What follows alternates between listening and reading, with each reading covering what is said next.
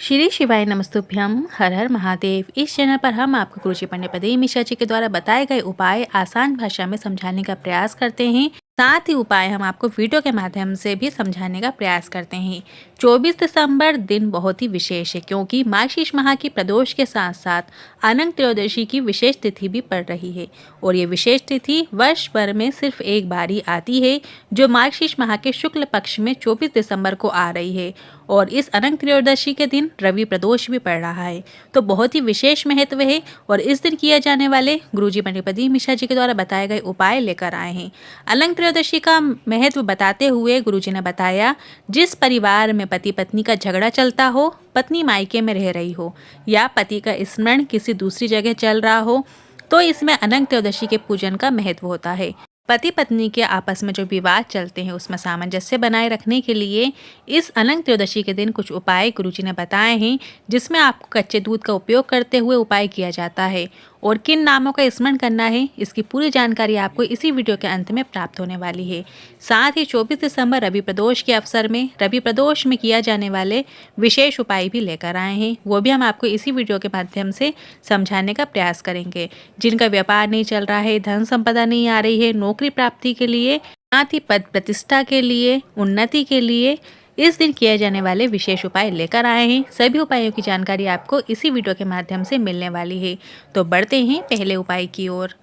पहला उपाय उन लोगों के लिए जिनका व्यापार व्यवसाय में उन्नति चाहते हो, जिनका पैसा चला गया हो या कर्जा बढ़ गया हो या कोई नया व्यापार शुरू करना चाहते हैं, व्यापार बार बार बदल के देख लिया हो, आगे नहीं जा रहा हो, उसके लिए भी रवि प्रदोष में ये उपाय किया जाता है।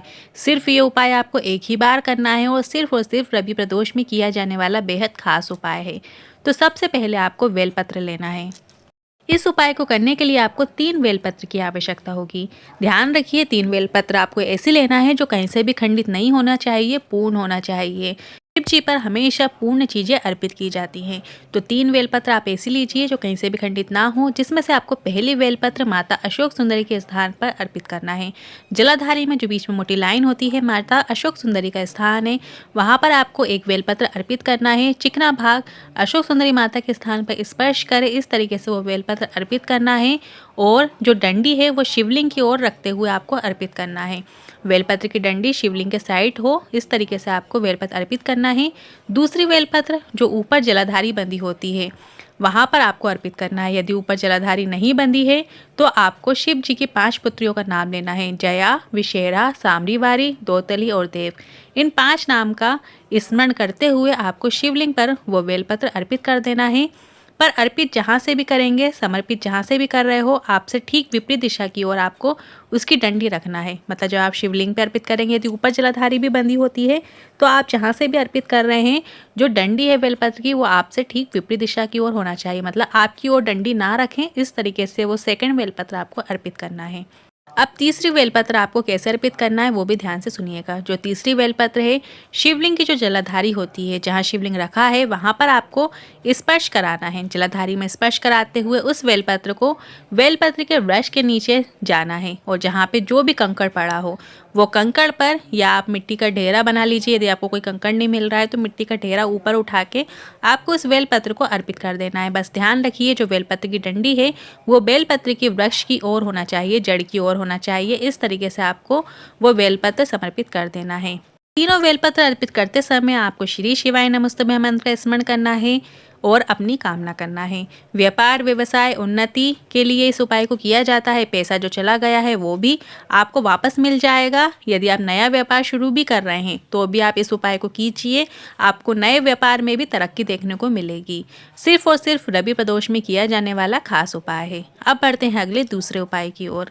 ये उपाय उन लोगों के लिए है जो नौकरी प्राप्ति के लिए प्रयास कर रहे हैं या व्यवसाय में तरक्की नहीं मिल रही है या जीवन में वैभव प्राप्ति के लिए या पदोन्नति के लिए। मतलब कोई भी नौकरी आप बहुत लंबे समय से कर रहे हैं पर आपको उसमें प्रमोशन नहीं मिल रहा है, तो इसलिए भी किया जाने वाला ये विशेष उपाय है। पद प्रतिष्ठा के लिए, नौकरी प्राप्ति के लिए किया जाने वाला खास उपाय है। तो इस उपाय को करने के लिए आपको 7 बेलपत्र की आवश्यकता होगी। 7 बेलपत्र ले लीजिए। ये उपाय उसी मंदिर में कीजिएगा जहाँ पर त्रिशूल होता है, त्रिशूल में इस उपाय को करना है।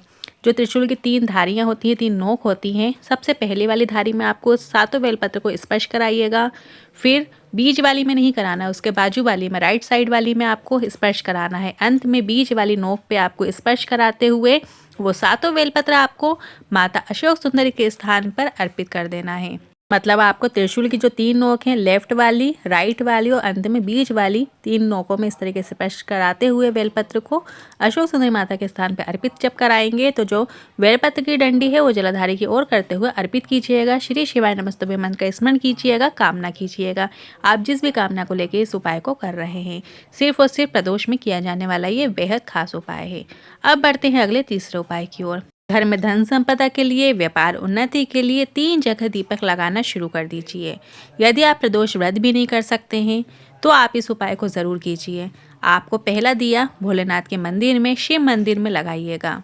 जब आप पहला दिया शिव मंदिर की चौखट पर लगाएंगे, हो सके तो चौखट पर लगा सकते हैं या आप शिव मंदिर के अंदर शिव जी के समक्ष में लगा सकते हैं, तो आप वो दिया गोल बाती का लगाइएगा, घी का दिया लगाइएगा।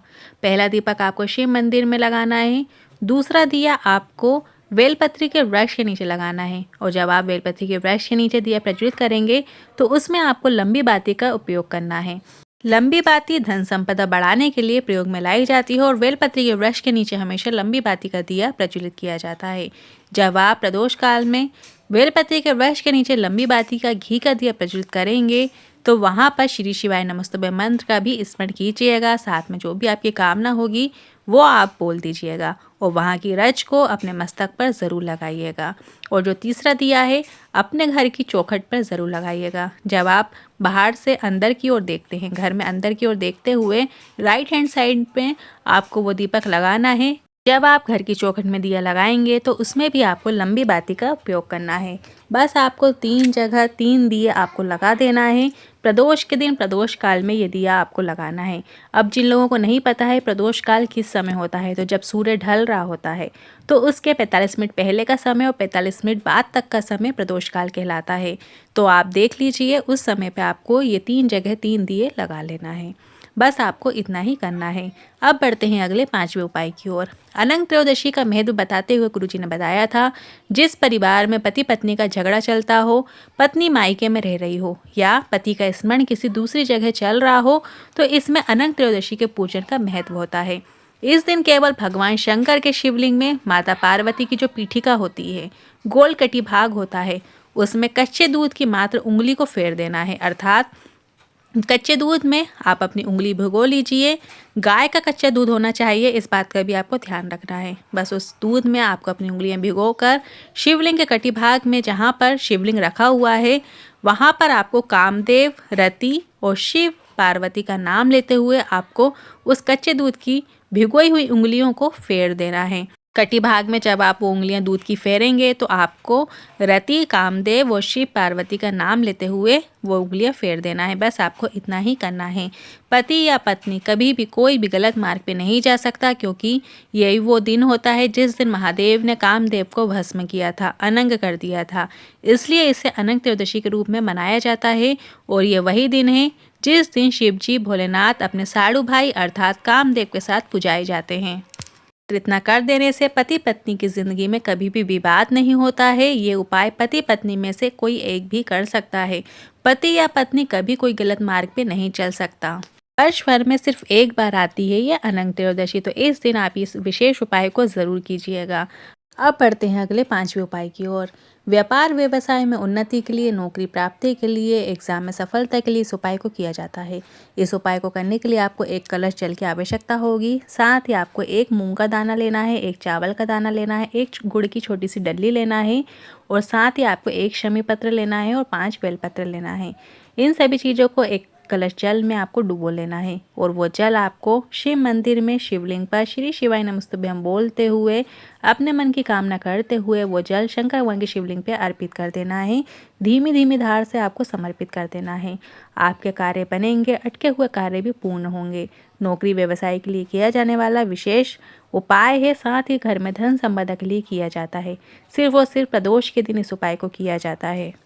यदि कलश के अंदर सामग्री रह जाती है तो आप बेलपत्र को निकाल कर शंकर भगवान के शिवलिंग पर अर्पित कीजिए, शमी पत्र को निकाल के अर्पित कर दीजिए और जो कलश में मूंग का दाना, चावल का दाना, गुड़ की डली रह जाती है तो वो भी आप शंकर भगवान के शिवलिंग पर निकाल कर भी अर्पित कर सकते हैं। आज के इन उपायों से संबंधित मन में कोई सवाल है, क्वेश्चन है तो आप कमेंट के जरिए पूछ सकते हैं। वीडियो थोड़ा भी उपयोगी लगा हो तो वीडियो को लाइक करके कमेंट बॉक्स में हर हर महादेव ज़रूर टाइप कीजिएगा। श्री शिवाय नमस्तुभ्यम।